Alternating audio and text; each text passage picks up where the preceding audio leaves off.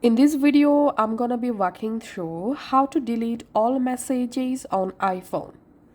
Go to your message app, and if you want to delete all messages for a specific chat or contact, just open the chat, and here long press any of the message, tap on more, and now you will be able to select all messages from the specific chat or contact. So just go ahead and select all messages one by one, then tap on delete messages.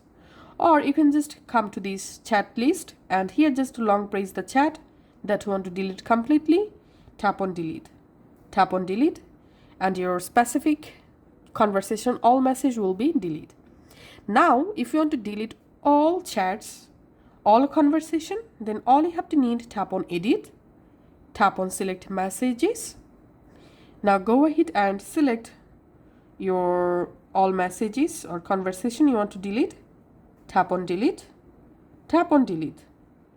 Once you delete it, tap on this icon at the top right, tap on recently deleted, and here you'll find all of your recently deleted messages.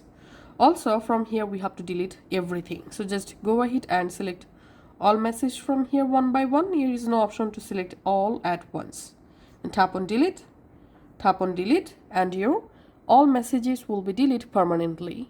Thanks for watching.